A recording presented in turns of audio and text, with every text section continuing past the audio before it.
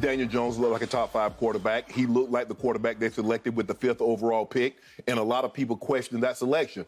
But since that Brian Daboll, has arrived, Skip, he's been phenomenal. Yeah. He's played very, very well. And yesterday, Skip, I think the thing, they have these stats, yard over what was expected. Yeah. What about play over what was expected? I don't think anybody expected Daniel Jones to play this well. When you look at it, he's the first quarterback to throw for over 300 yards and rush for 70 yards in a game. That lets you know in the history of the NFL, he's the first to do it in a playoff game, Skip. So I think that speaks volume to the type of game that he had. He was phenomenal. And the Vikings did not account for the man's legs. They had some great design runs, but Brian Daboll told him, if your first read isn't there, take off. And Skip, he pieced him out so many times. I think he had over 70 yards rushing. 71, yep. And he's a lot... Sorry, 78. Yeah. He's a lot faster than Skip. When you look at him, you're like, he can't run. But you watch him in some of these clips, Skip, he's pulling away from people. I agree. he timed 4.7 at the combine. He looks a little faster. Yeah. He looks like he... But, Skip, he made great throws. He ran the ball well, and he protected the football. And that's been the knock on him. There's been several times he's led the league in fumbles lost. He's a high turnover guy, but yesterday he was flawless. I don't know if he can play any better. And, I keep one eye on the Giants game, but this might be the best game that I've seen him play. Given the magnitude and the stakes that were involved in this game, Skip, it's hard to say Daniel Jones has played another game. Now, Skip, when you look at the stats, it wasn't like Cousins played awful. He was 31 of 39, 273, 2 touchdowns, no interceptions. Yep. But he didn't do anything spectacular. No. Daniel Jones was spectacular. And sometimes when a guy opposing you is doing things spectacular, you've got to match him. And he didn't match. And I don't know what the hell that Skip. On 3rd and 12, why the hell would you ever throw the ball 6 yards? You thought the guy was going to break like 15 tackles and get a first down? Damn, at least throw it 10. And maybe he can fight and stretch and do something. But you throw the ball 6 yards. And then he looks around and he unfastens his helmet like, what happened? Bruh, did you realize that? But this is not about Cousins. This is not about... And the Giants, Skip, the Giants put a meme up, and they had Daniel Jones with all the chains. But you see, you can't have nothing. That's why we can't have nice things. Yeah. Now they got Vanilla Vic, and now they got 2 chains, 3 chains Daniel Jones. Yep. But he played phenomenal. The Giants were phenomenal. Skip, they had 4 drives of at least 75-yard touchdowns. I thought, oh, look at Minnesota. Open the game up with a touchdown. Giants says, hold my beer. Right back at you. Stop them, right back at you. This was a complete game. And, hey, after what I saw them do with their backups to the Eagles, when the Eagles had to have that game in Jalen Hurts, I give them a real good chance to go in there and do something really special, Skip. That's just me. I, for once, am with everything you just said, including your conclusion. I think the Eagles are about to have their hands full of Giants. I think the Eagles are on the precipice of cry, Eagles cry. Build upset alert. Whew, are they? So, big picture for me, this game was about the emergence and arrival of the Giants quarterback, and it was about same old Kirk Cousins. Because when you most need him to rise and shine, he will disappoint you every time. Mm-hmm. He has now fallen to 1-4 in the postseason. That's who he is and who I think he will always be. And to your point, he's going to make some plays. He's going to make a lot of plays. In fact, looking at my sheet here, is this possible? Kirk Cousins had a better QBR than Daniel Jones yesterday. He had an 85, which is very high, to Daniel Jones' 81, which should have been higher in my estimation, because the great stat is that for the first time in NFL playoff history, we just witnessed a quarterback throw for over 300, have 2+ touchdown passes, and run for 70+ yards. That's never, ever happened in the history of the NFL playoffs, and Daniel Jones did just that. Right. So for me as a Cowboy fan, I did a quick step-back tweet very early in the game after he'd made a nice run. And I said, I've really come to admire him because for 4 long years, he's had to withstand the New York media beating. And it's inhuman what happens. He deserved it, though. I know. He was asking for it. He was asking for it. And he's going through all kinds of different coaches, including Joe Judge, some special teams coach. Yeah, that was the problem. Okay, that was a problem. And all of a sudden, out of heaven into Daniel Jones' lap falls Brian Daboll. He knows how to coach a quarterback. He does. He knows how to prop one up and make him realize, hey, you could do this and you can do that, and you're really good at this. So why don't we do this and that and this and that? Let's see if we can put you in the perfect positions to succeed. And slowly but surely, you could see him getting a hold of it until over the last, month, 6, 7 games? Yeah, at least. He just took off right before your very eyes. And I concluded in my tweet, I don't fear him as a Cowboy fan, although at the end of the game, I was starting to think maybe I should. But I said I don't fear him, but I've come to respect him. Because going into the year, which you well should have done, you kept saying, well, I got to go with the Cowboys because Dak's the best quarterback in the division. Yeah. And all of a sudden, here came Jalen Hurts. And then here, out of nowhere, came Daniel Jones. Yes. Well, look, he's 6 feet 5 inches tall. He weighs 235 pounds. He runs whatever he runs. It looks like he runs 4.5 now. He has athletic ability. He has some takeoff ability where he can really gash you with his legs. Would you fight me if I said he's the second most athletic quarterback in that division behind Hurts? No. How could I? You could. I would have in Dak's early days, years, but he's been battered. And he doesn't look sudden anymore. He's very reluctant to run, and when he does run, he looks like he's laboring. He's lumbering and laboring. I would agree. So congratulations to Daniel Jones for surviving the onslaught and thriving in New York in that media market to where, yes, as Saquon said after the game, he's become elite. I'm not sure I could go top 5, but he played like one yesterday. I don't know. It was a top 5-ish kind of a game. Okay, so to your point, they had gone in there fairly recently on Christmas Eve, and it had taken a 61-yard field goal to beat them. So they went in with high confidence. It's not the same, but it was almost like the Giants in 07. They played the heck out of the Patriots in the last game. They lost 38-35. So it gave them great confidence going into the Super Bowl, which obviously wound up 17-14, a much lower score. But they felt good about themselves. And you could see from jump yesterday, even though Cousins goes right down at 7-0, but Daniel Jones said, no, I got this. I can move the ball like crazy against them. And here they came, and they just slowly but surely. Daniel Jones' body language was like, I'm the best player on this field, and I'm going to take this game over. And he just did. He took it over. Yes. All right, so now we get to the end of the line. And here we go with Kirk Cousins, but he's down 7. So this isn't a field goal drive. This is going to have to be a touchdown drive. And here we go again with these roughing calls, and you and I go back and forth, and I'm trying to do letter of the law, and I'm trying to hold in with them, but here it is. And I'm saying, did it say he hit his face mask with his arm, or was it the sling down? Because I didn't hear. So they just called roughing. So I believe it was the sling down. Okay. He brushed his face mask, but I don't think you're going to call that.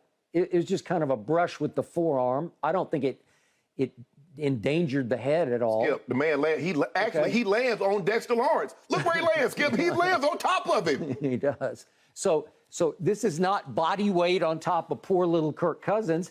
It's the other way around. You actually gently take, by football standards, this is a violent game. By football standards, you gently took him down very safely, not dangerously. There was no threat, no harm to Kirk Cousins. I couldn't see anything that was risky at all. And you threw a flag on that, so you let him out of big jail right away. And then we get to the two fateful plays. We get the third down play and the fourth down play. Let's see the third down play to Osborne, because it's just a little behind. But you got to make this in this moment, Skip. You have to make this throw on the money, and it's not quite on the money, and the DB gets a hand up into the catch region. Lead him a little more. And Osborne couldn't hang on. You can argue he just should have snatched it and caught it. He's got to, Skip, what happened is that he drifts on this route. He's doing what we call drift upfield. He's got to flatten this off. If he flattens this off, now the DB is in a trail position, and he can't get it, but you get a hand up underneath it. Okay. So now we get to the faithful, as you pointed out, 4th and 8. What the hell is okay, this? it's 4th and 8. And the call, according to everybody after the game, was to go to Justin Jefferson. Well, obviously, that in your money guy, isn't that the guy when in doubt? Kirk Cousins all year just Remember looked for Buffalo, 18. the one-handed catch that was intercepted and he took it from the guy? Yeah, he just throws it up for grabs usually. And so why wouldn't Kirk just say, I'm going to throw this up and hope that 18 can go up and down there grab it out somewhere. of this. Yeah, he's down there somewhere. And he said, I looked, and then at the last second, I thought I was going to get sacked, so I did my check down route to my tight end. Bro, it's fourth down. It's fourth down, and he is completely and utterly covered, and it's a pretty easy tackle. Yes. Pretty easy tackle, and the game's over. And that's it. You didn't even throw it past the sticks. And obviously, this is it. This is your whole season. And we get back to the guy I call Kirk Cousins. You like that, Kurt? I didn't like that. I didn't like it either. I didn't understand it. And his coach said after the game, I didn't understand it. The coach said he went straight to Kirk to say, walk me through. What was your thought process? Yes. Because then the coach said, well, hey, I take some blame here because I should have just said into his ear, you have to go to Justin on this play. Right. And I didn't make it clear, but he's the primary. Skip, you're not a kid, Kirk Cousins. You make $30 million, $35 million a year. I shouldn't have to tell you on 4th and 8 to throw the ball past the sticks. Whether you throw it, yeah, I want you to throw the ball. I don't give a damn if Justin Jefferson is double covered. Yeah. Throw it to him. But if you don't throw it to him, if he's triple covered, throw it beyond the sticks. You can't throw the ball 3 yards and the DB is standing on top of the Hawkinson. So what did he expect Hawkinson to do? I don't know. Turn into Gronk? Yeah, he said we'd had a few run after catches for first downs. Okay, I got it. But here's the thing. Well, you're asking. He's running and he's catching it as he's running. Yeah. He didn't have Skip. He's got his back to the guy, so he's in no run position. No, you're right. If he was starting to turn upfield and you let him a little bit. Look at this man. The man's right on top of him. No. So run where? Yeah. Hawkins is a big dude, but you got him with total leverage. Skip, he played really, really well. He did. He was the primary targeted receiver. But he had 11. It looks to me, the Giants says, he can't catch enough balls to beat us. Yep. Justin Jefferson can. Yep. Let's neutralize him. Yep. Let Hawkinson do his thing. 10 for $1. What do you have? 10 for $1.29. He can't beat us. 10 from $1.29 for Justin Jefferson. Oh, that would hurt. Would gut you. I would agree. Skip, let's get back to the Giants. Daniel Jones had 17 carries, including scrambles and design runs. Saquon had 9. So that's not an accident. You think like, what, man, that quarterback had 17 carries. Who was he, Lamar Jackson, Justin Fields? No. Because they saw or something from the last time they played. They did. That they were not accounting for this man's legs. Yeah. And I said early on, are you not going to account for his legs? Mm-hmm. You better. Well, when you tried to, it was too late, Skip. By the time they realized that, man, you know what? They're running him by design. Well, it's late fourth quarter, you're trying to get the ball back. Yep. Would you believe that 7 times Daniel Jones ran for a first down? Yep. 7 times he ran for a first down. And for the day, they were 7 of 13 on third down, but they went 2 of 2 on fourth down. So that's 9 of 15 times that you had to convert. They converted. Well, that's how you win the game, because then in the end, you know what's going to happen in time possession. You're going to dominate it, which they did, 34-26, right? They couldn't get him off the field. Couldn't get him off the field. Okay. Over 50% on third down, Skip. Yeah, good things normally going to happen for you. Over 50%, and you didn't turn it over. Okay. How many times yesterday did I sit back on a running play design and I said, that is clever. Yes. I like that. I haven't seen that quite like that before. Dayball was calling it. He was in his bag yesterday. He was in his bag, and he was in his bag all week because he said, I was ready for the, I wanted to empty the bag all over. I mean, he did. And you remember, Skip, we saw a lot of this with who? Josh Allen. When he was the play caller, remember last year, the year before in the playoffs? That's true. You see Josh Allen, a lot of those quarterback runs, they say, son, if it's not there, your first and second read, take off. Don't hold on to the ball. They did a great job. I thought the offensive line did a great job with Danielle Hunter. Yeah, they got him a couple of times, but he didn't spit the ball up when they did touch him. Yep. And that's the one thing that you can't have. And now, we're going to talk about this, the Chargers notwithstanding. You don't want to turn the ball over come playoff time, because normally that's the quickest way to get you beat. And we saw that last night. One really turnover flipped the game in Baltimore. One team is going in to score and take the lead, and the next thing you know, it's a 14-point swing. Yes. You don't see that very often. No, you don't. 98-yard, the longest return. 98 yards? So with that being said, Skip, Daniel Jones, give him his flowers today. He deserved it. Now, I don't know who's going to be the Cowboys game we're standing, but the NFC Offensive Player of the Week should be Daniel Jones. Okay. I don't know, Brock Purdy might have some. Mr. Purdy might have something to say about this. This was beyond that. To me, this was the game. Skip, the man passed for more yards in the game than Joe Montana in the playoffs. That got to be worth something. I got it, but this was it was. Again. They were the underdogs, and there they are. But you didn't think they should have been underdogs. I did not. I picked them, and I actually believe. Speaking of the NFC, Brian Daboll is my coach of the year. Oh yeah. I mean, I don't know how you can get around You that. gonna get Kyle Shanahan now? Kyle Shanahan, you ain't gonna do that what he did? Yeah, boy, it's close. But this is turning around a culture. This is a team. Remember, Daniel Jones is 1-6 against my Cowboys right now, and the one he won was the Andy Dalton game up there 2 years ago when McCarthy's looking up on the, he didn't pull his challenge flag. Remember, it's just like it was just challenge it. It was blatant. It was just blatant. You could overturn it with one flick of the wrist, and he's like, "Oh yeah, I'm the Cowboy coach. I don't know what I'm doing." Then he looking at himself with there like, "Dang, oh look, that's me up there. Pretty swell up there." Okay, all right. So to me, all of a sudden, the team of destiny looks like the Giants because they have caught fire when you're supposed to catch fire as opposed to my Cowboys. So the point is that they even got the luck of the draw because I don't think anybody right now wants to go to San Francisco and the winner of tonight's game is going, maybe it's a consolation or booby prize. You have to go play those guys over at their place, right? Yes. Well, it's hard. Well, all of a sudden, the place to go is to Philadelphia. And I'm taking nothing. You know how much I love Jalen Hurts, but he got hurt. Yes. And I don't know how sound his shoulder really is. And the offense hasn't looked the same. Just haven't. And that defense has looked progressively worse week after week. Okay, so they seem ripe for the taking. Yes. Even at home.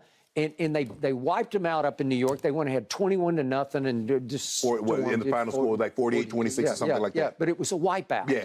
And yet, all of a sudden, to your point, the Giants' backups played the heck out of them. So now they're thinking, well, at full strength, let's see what happens. That's exactly what they're thinking. I'm with you. I am leaning Giants in this game because it just perfectly shapes up for them to go in there and just be the better team because they're the hotter team right now. Well, I'm not necessarily thinking that the pick of the Giants, but what I thought was a foregone conclusion. Yeah. The Eagles were going to like a 90% chance of winning. Well, the Eagles are a 7-point favorite. And I'll say this up front. I'd take those points right here, right now, because I think that's going to be a down-to-the-wire battle.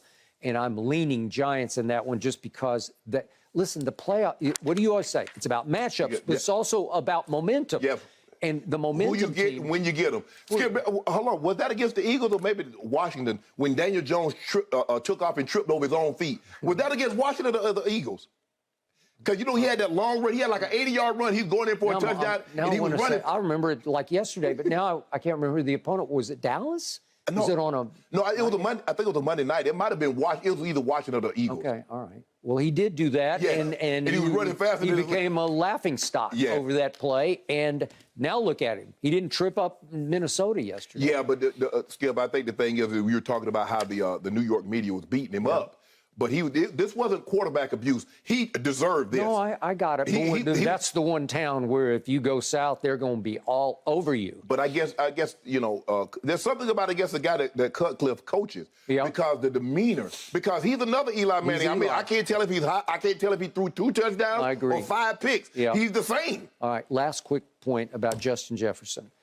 I admire his ability, but I've told you all year there's something missing in that psyche where he doesn't have that assassin gene in him. He doesn't have that baller gene. Like he's not going to be stomping up and down on the sidelines like, throw me the damn ball. Right. And yesterday he has 25 yards on their first drive, and then after that he had 22 total yards after the opening drive. Well, it's just he kind of disappeared. Right. Now you can say they took him out of the game. Right. But you got to move him. Hey. You got to find a way to get him open. And you just got to throw it to him, man. I mean, he's it. Yep. Okay. Whew. Way to go, Giants. But Cousins like his completion percentage to be high. And so there's a chance that might get knocked out. See, you look at 31 to 39 and see, man, Cousins didn't play that bad. He didn't play that good either. You needed to make plays. 31 to 39, and you got 273 yards. I know. So 5 chains is a ball and chain for his team, right? Thanks for watching, Undisputed fans. Subscribe here to get the very latest from Skip and Shannon. Plus, go watch a few segments from our other shows on FS1.